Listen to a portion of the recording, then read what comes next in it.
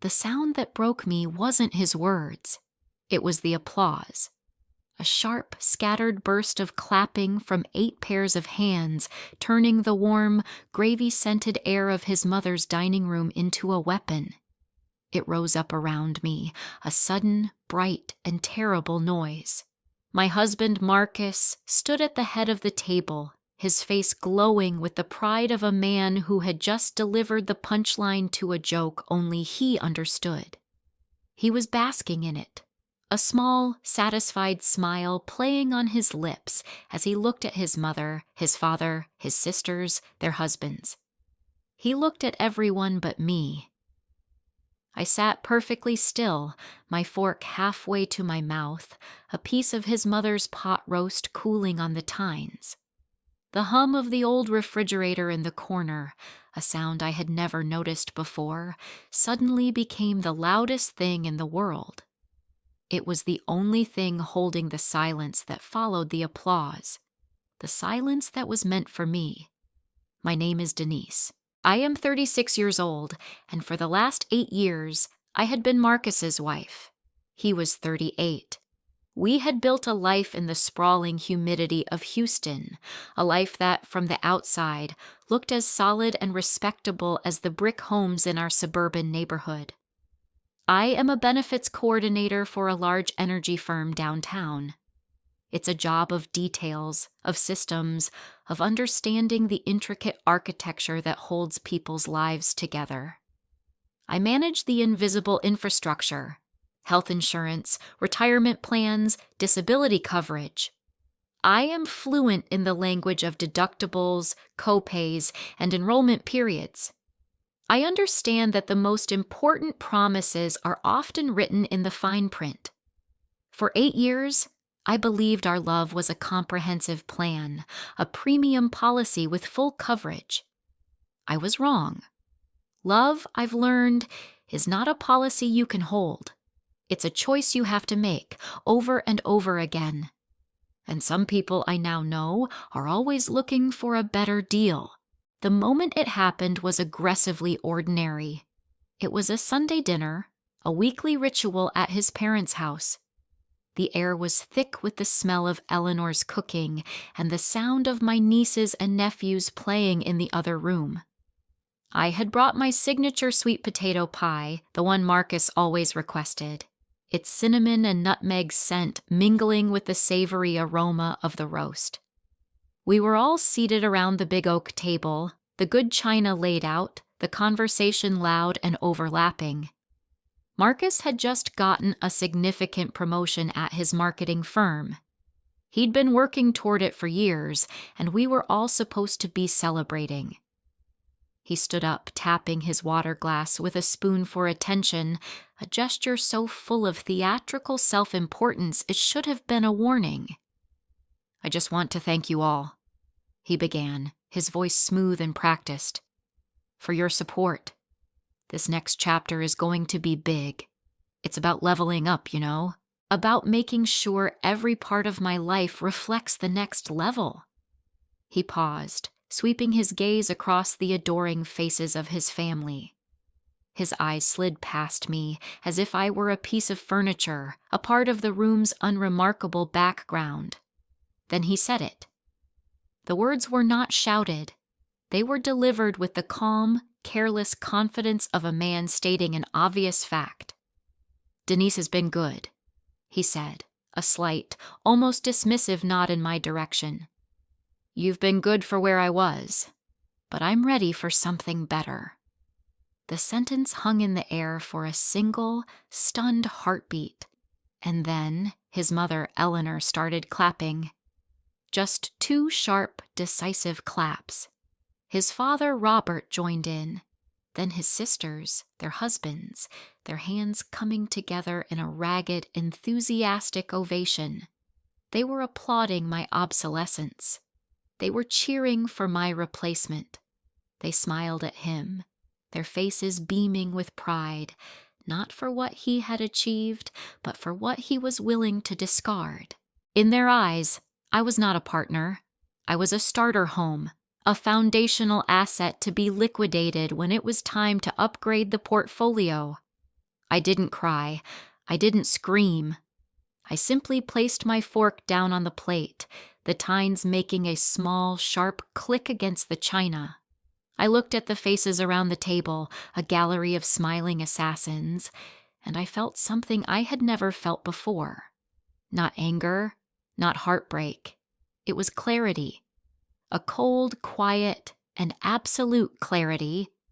It felt like logging into a system and seeing the truth displayed in a single, undeniable line of data. Status. Terminated. The applause was not the beginning of the end. It was simply the moment the invisible erosion of our marriage became visible. For years, I had been the silent administrator of our lives, and more specifically, of his family's well-being. My job as a benefits coordinator wasn't just a career. It was an unpaid, unacknowledged second job I performed for the man I loved and the family who had just declared me redundant. It started, as these things often do, as an act of love. When Marcus and I got married, his job at a small startup offered a laughably inadequate health plan. Mine, at a major corporation, was excellent. It was a simple calculation. "Just add me to your plan, babe," he'd said, casual and easy. "It's so much better." So I did. I filled out the qualifying life event paperwork, scanned our marriage certificate, and uploaded it to the company portal. He became a dependent on my policy. It felt like a sacrament, another way of weaving our lives together. He was covered by me, protected by me.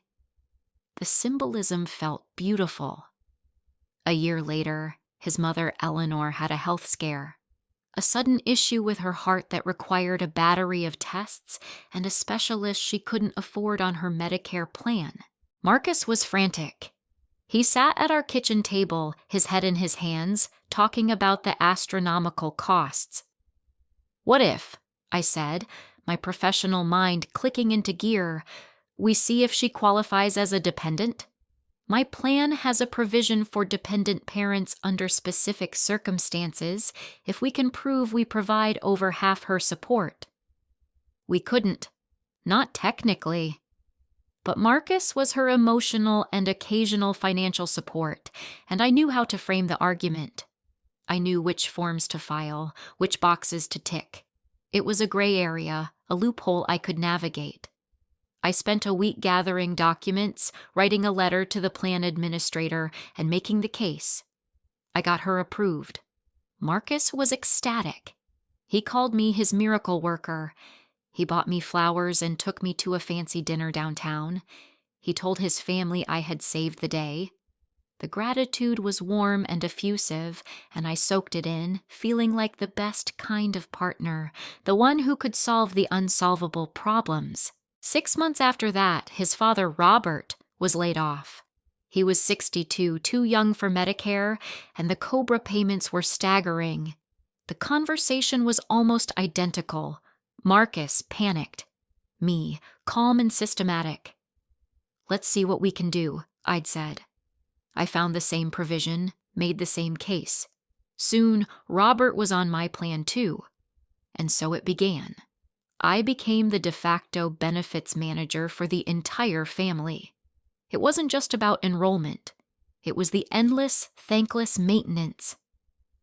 It was the Sunday afternoons I spent on a 3-way call with a billing department and a confused Eleanor, trying to figure out why a cardiologist's visit was billed as out-of-network. It was the Tuesday night I stayed up until 2 a.m. researching formulary tiers to find a way to get Robert's new cholesterol medication covered without a crippling copay. I was the one who dealt with the pre-authorizations, the appeals, the explanation of benefits that read like a foreign language to them. Marcus would simply forward me the emails with a note. "Can you handle this?" Or his mother would call me directly, her voice fraught with anxiety. "Denise, dear, I got another one of these confusing letters." I never complained. I saw it as part of the infrastructure of our family, the load-bearing work that someone had to do. I was good at it. It was my expertise. And in some misguided way, I believed that my competence was a form of love. I believed that by making myself indispensable, I was making myself invaluable. I was the system that ran silently in the background, ensuring everyone's peace of mind. The family's attitude shifted over time, a slow, almost imperceptible change.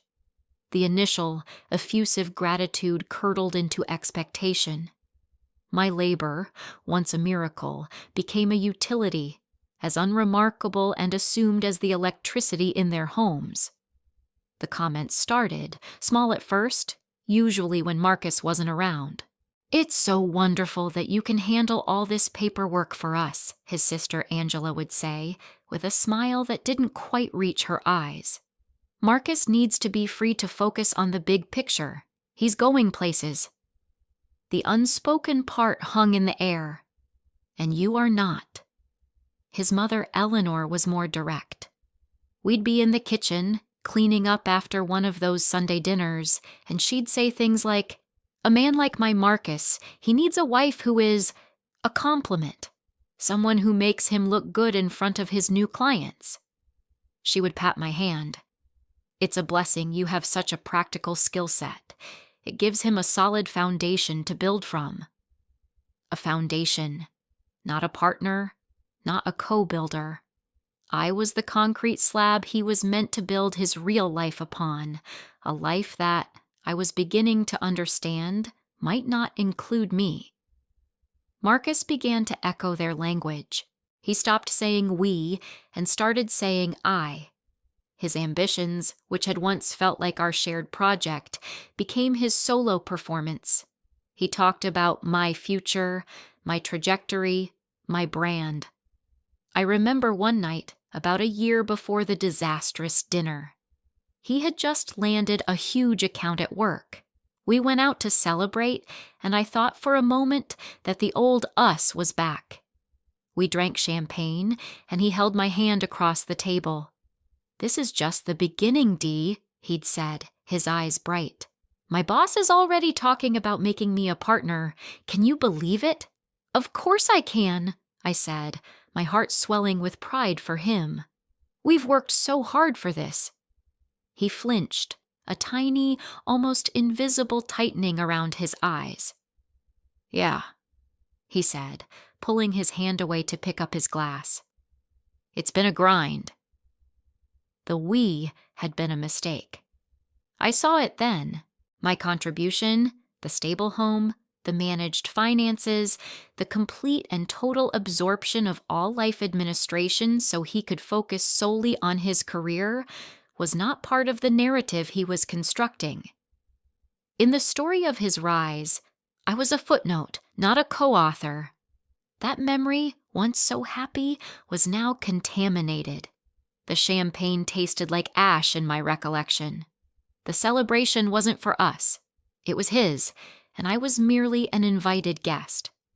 The years of my invisible labor had been an investment in a future I was never meant to be a part of. I had been the perfect infrastructure for his ambition.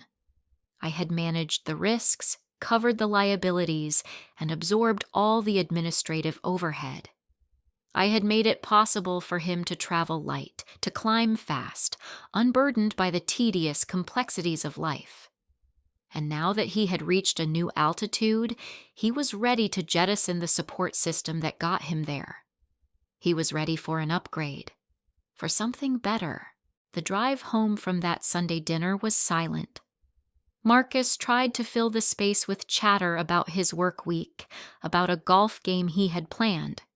He was behaving as if nothing had happened, as if he hadn't just publicly and calmly dismantled our marriage in front of his cheering family. His denial was so complete, so profound, that it was a form of madness. He was a man who had set his own house on fire and was now casually commenting on the pleasant warmth. I didn't respond. I just drove, my hands steady on the wheel, my eyes fixed on the ribbon of Houston Highway unwinding before us. The silence was my answer, but he didn't seem to hear it. He was too busy listening to the echo of his family's applause. When we got home, he went to shower. I walked into my home office, the small room where I spent so many nights untangling the knots of his family's health care. I sat down in my chair and stared at the dark computer screen. The applause rang in my ears, a phantom sound. It wasn't just approval, it was permission. They had given him permission to leave me. They had told him it was not just acceptable, but aspirational. And in that moment, I realized my complicity. I had allowed it. I had taught him and them that my labor was free, my support was unconditional, and my presence was guaranteed. I had been so busy being the competent, capable, problem-solving wife that I had forgotten to be a person with boundaries. I had built the cage of my own indispensability, and I had been living in it for years. The door had always been unlocked. I just never thought to open it. The breaking point didn't come with a scream or a shatter of glass. It came, as most of my life's truths did, through a quiet moment of administrative review. It was October, the busiest time of year in my profession. Open enrollment. The 1-month window where every employee has to review their benefits, make changes, and lock in their choices for the coming year. My days were a blur of presentations, webinars, and one-on-one consultations with confused colleagues. My nights were spent catching up on my own work. It was nearly 11 o'clock on a Tuesday night. Marcus was already asleep. The house was quiet except for the hum of the air conditioner fighting the stubborn Texas heat. I was at my desk, a cup of chamomile tea going cold beside me, finalizing my own benefit elections. It was a routine I'd done a dozen times in my career, a simple series of clicks. I navigated to the dependents page on my company's portal, intending to just confirm the details were still correct before hitting submit. And there they were, the names listed in the stark sans serif font of the website. Dependent 1, Marcus, last name. Relationship, spouse. Dependent 2, Eleanor, last name. Relationship, parent. Dependent 3, Robert, last name. Relationship, parent. All neatly filed under my employee ID. All covered by the premium PPO plan I paid for, a significant deduction from each of my paychecks. A thought, cold and sharp, cut through my exhaustion. For all his talk of leveling up and his new high-powered job, had he ever bothered to enroll in his own company's plan? His company was a major player now, not the little startup it had been years ago. Their benefits were surely excellent. I had an old password for his company's HR portal saved in my browser from years ago, when I had helped him with some 401k paperwork he couldn't figure out. On a morbid impulse, I opened a new tab and logged in. I navigated to his benefits summary. My breath caught in my throat. Under medical, dental, and vision, a single word was displayed. Waived. He had waived coverage, not just for this year, but for every year since his company had started offering a competitive plan. He had never taken them on. He had never enrolled himself, let alone his parents. He had left them all, quietly and conveniently, on my policy. The cost, the administrative burden, the mental load. He had outsourced it all to me, without discussion, without acknowledgement. He was performing the role of the successful son and husband while I was silently funding the production. His grand performance of familial duty was built on the infrastructure of my salary, my labor, and my silence. I didn't feel anger. I felt a profound, chilling stillness. It was the moment in a complex system analysis when you finally isolate the single point of failure. The entire structure of our marriage, I realized, was a flawed design. I had been designated as a load-bearing wall, while he was free to be the decorative facade. That was the architecture of our love. I looked back at my own enrollment screen. My cursor hovered over the button that said, "Make changes." The professional in me took over. The system was clear. The rules were clear. A dependent is defined by eligibility, a spouse, a parent you support. But the foundation of that eligibility, the unspoken prerequisite, was the relationship itself. With the relationship gone, eligibility was void. It was not an act of revenge. It was a correction of the record, an alignment of data with reality. I closed his HR portal. I turned back to my own.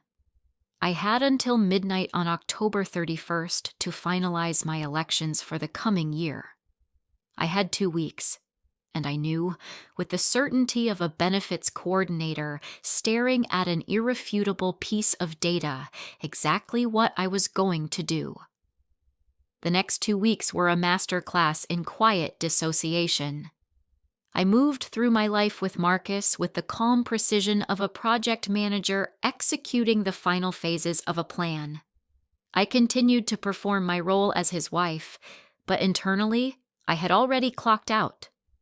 The performance was for him, to keep the waters calm while I made my preparations. He remained blissfully unaware. He was consumed by his new role at work, full of stories about client dinners and strategy sessions. He talked at me, not to me. His monologues filled with the names of people I'd never met and triumphs I had no stake in. He didn't notice the stillness in my eyes or the new economy of my words.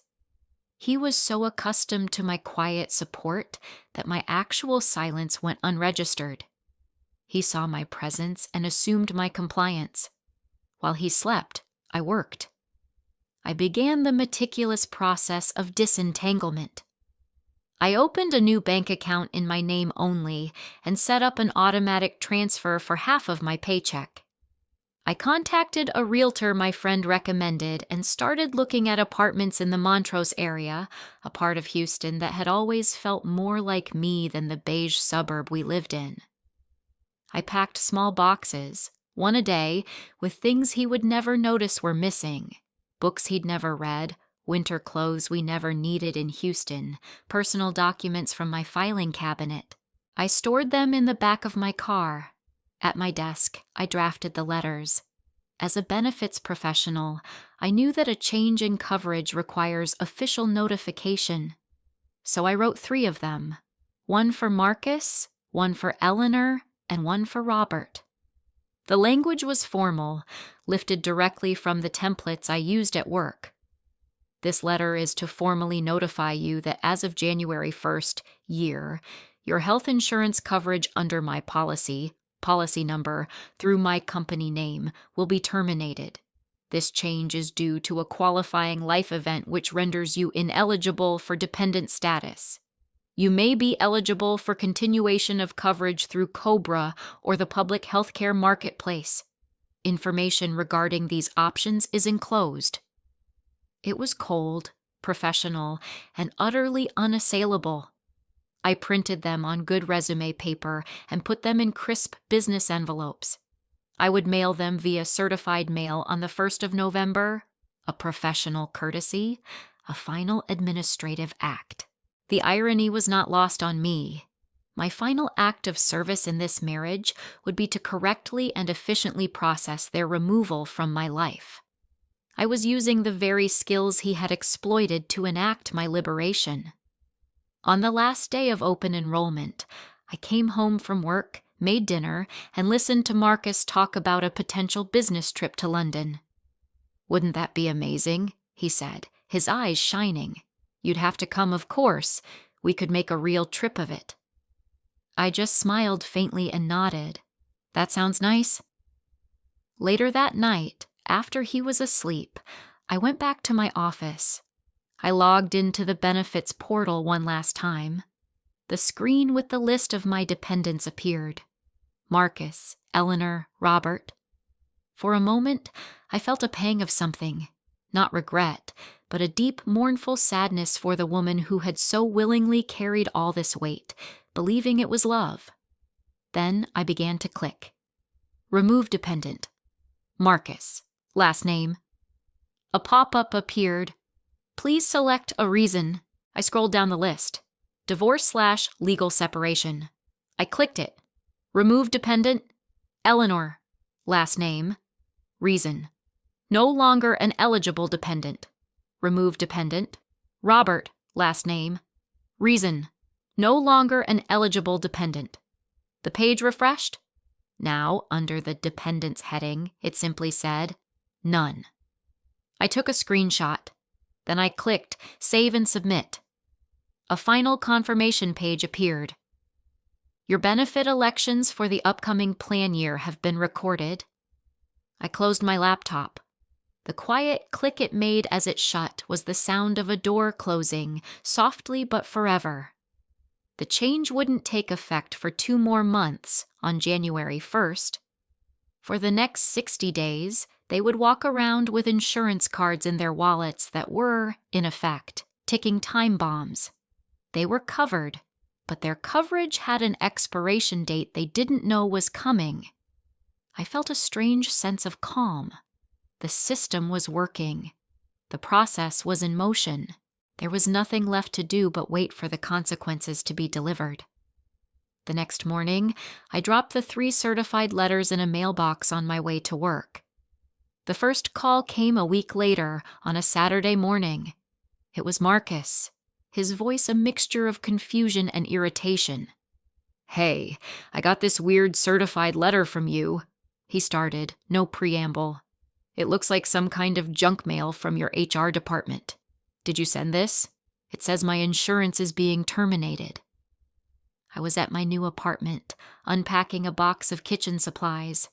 The sun was streaming through the large window, and for the first time in years, the silence in my home felt like peace, not emptiness. "I sent it," I said calmly, placing a stack of plates in a cabinet. "What do you mean you sent it? It's a mistake, right? You need to call them and fix it." His voice had the impatient tone of a man delegating a task. "It's not a mistake, Marcus," I said. "I removed you and your parents from my plan during open enrollment. Our divorce renders you ineligible." There was a long pause. I could hear his breathing on the other end of the line. "Our what?" he finally stammered. "Divorce? What the hell are you talking about, Denise?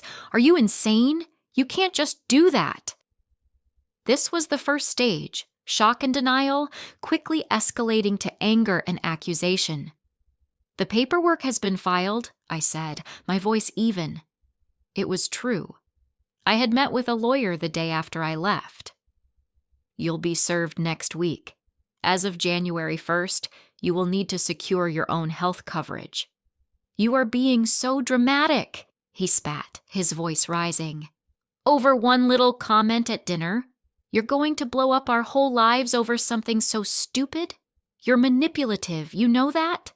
This is a control tactic." His words, meant to sting, felt distant, like a broadcast from another country. He was accusing me of being manipulative for quietly refusing to continue being manipulated. "I have to go, Marcus," I said.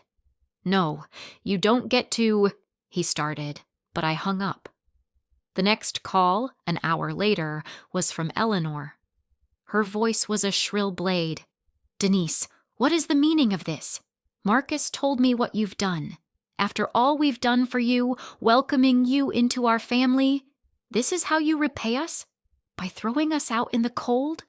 Robert has a heart condition. Do you want him to die?" This was the guilt and recruitment stage.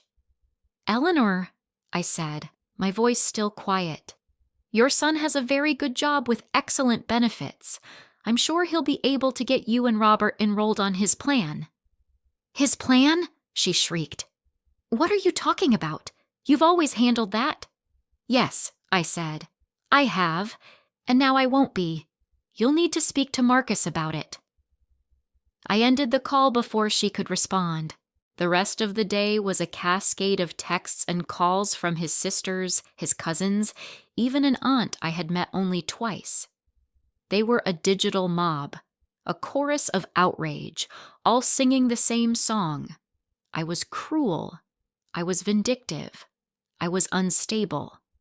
They were defending the system that had benefited them, and I was the glitch that threatened to bring it all down. I silenced my phone and continued unpacking. The negotiation phase began on Monday. Marcus showed up at my office building during my lunch break. He looked disheveled, panicked. The confident, preening man from the dinner table was gone, replaced by someone I barely recognized. "Dee, please," he begged, standing in the middle of the busy downtown sidewalk. "We can talk about this. I was an idiot.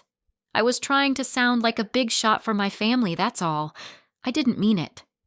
"You meant it," I said, not unkindly, and they were happy to hear it. "Okay, fine," he said, running a hand through his hair. "I messed up. I'll apologize. I'll do anything. But you can't do this with the insurance. It's open enrollment at my work now, but if I add my parents, the premiums are insane. It'll cost a fortune. Can't you just put them back? Just for a year? Until I can figure things out?" He was offering an apology not for the wound he'd inflicted, but for the benefit he was about to lose. His remorse was a currency he was trying to use to purchase my continued labor. "No, Marcus," I said. "I can't." His face crumpled. The anger was gone, replaced by a raw, pleading vulnerability I had never seen in him. It was the final stage, the breakdown, the moment of terrible, unintentional honesty. He looked at me, his eyes wide with genuine, uncomprehending despair. And then he said the single most honest thing he had ever said to me in our entire marriage. "I don't understand," he said, his voice cracking. "I thought you'd keep it going until I figured things out. That's what you do. You handle things." He didn't say, "That's what a wife does." He said, "That's what you do." He had confused my role with my identity. My function was my being.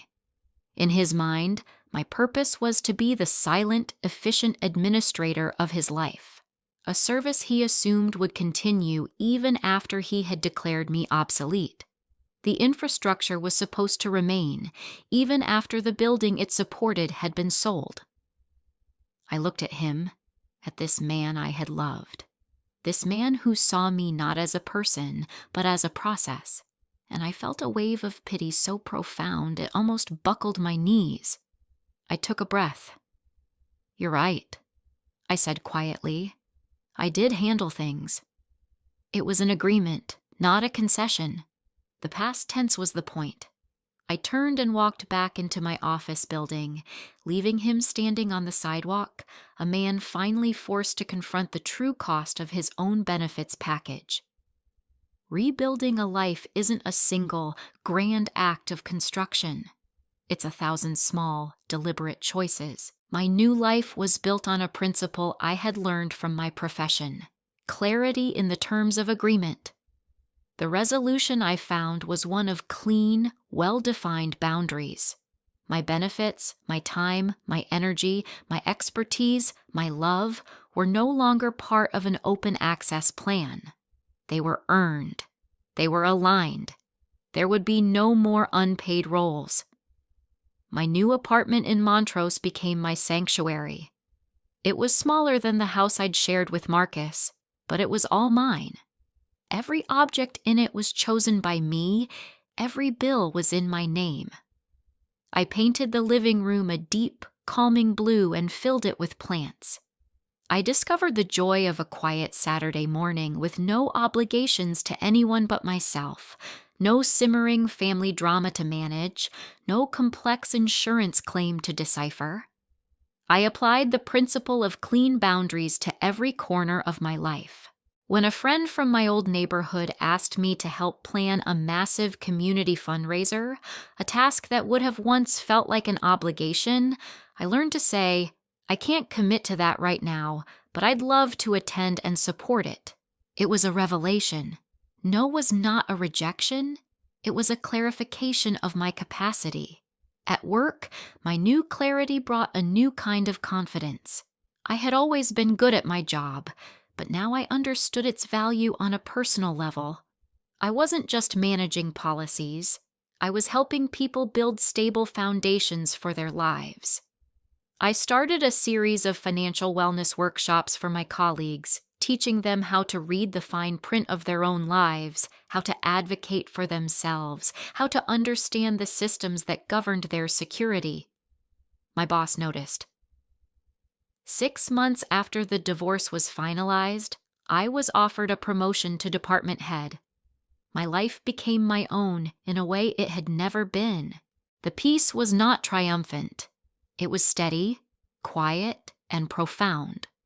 It was the peace of a balanced ledger, of a system running as designed. It was the absence of the constant, low-grade hum of someone else's needs. I saw Marcus one more time, about a year after I left. I was in line at a local Houston grocery store, holding a basket with a bottle of wine, a good loaf of bread, and some cheese. The ingredients for a simple, happy dinner for one. I heard a familiar voice behind me and turned. It was him. He looked ordinary. The polished, performative ambition was gone. He just looked tired. He was holding a bottle of antacid and a frozen pizza. He saw me, and a flicker of something, shame maybe, or just surprise, crossed his face. "Denise," he said. "Hi." "Marcus," I nodded, my voice neutral. There was no anger, no bitterness. It was like seeing a former coworker you had once been friendly with. "You look good," he said. It was the reflexive, empty compliment of a stranger. "I am good," I replied, and the truth of it settled comfortably in my chest. An awkward silence fell between us. He broke it, fumbling for something to say. "Things have been tough," he admitted, looking down at his basket. "My mom is trying to navigate the Medicare Part D enrollment, and it's a nightmare. Nobody can make sense of the paperwork." He looked up at me, a hopeful, questioning look in his eyes. It was the old reflex, the muscle memory of our marriage. He had a problem, and I was the person who solved problems. For a heartbeat, the old Denise, the fixer, the handler, wanted to offer a piece of advice, a website to check, a number to call. But that woman was gone. I just gave him a small, polite smile. "I'm sorry to hear that," I said. The cashier called my name. I paid for my groceries, wished him a quiet, "Take care, Marcus," and walked away. I didn't look back. I didn't need to. He was no longer my dependent. His problems were no longer my claims to process. There is a difference between support and infrastructure. Support is a bridge built between two equals, a connection that bears weight in both directions. Infrastructure is a foundation poured for someone else's benefit, a system designed to be used, to be relied upon, but never to be seen. For years, I mistook one for the other. I thought that by making myself the silent, sturdy infrastructure of a man's life, I was expressing the deepest form of love. But love is not an administrative role. It is not the thankless labor of managing another person's life so they can pursue their own. True partnership is not about one person being the foundation and the other being the building. It's about two people agreeing on a blueprint and laying every single brick together. It is a policy with two beneficiaries, each paying their premium, each fully covered, each equally invested. I spent years of my life as a rider on someone else's policy, a supplemental benefit to his grand ambition. The applause that broke me was also the sound that set me free. It was the final, undeniable claim denial, the notice that my coverage in his life had been terminated. And in losing that, I found a better plan, a better policy. It's the one I hold now, the one with only one name on it. It's comprehensive, the coverage is excellent, and the terms are finally, irrevocably my own. If you enjoyed this story, please like, comment, and share this video with your friends. Subscribe and turn on the notification bell so you never miss a powerful story drop.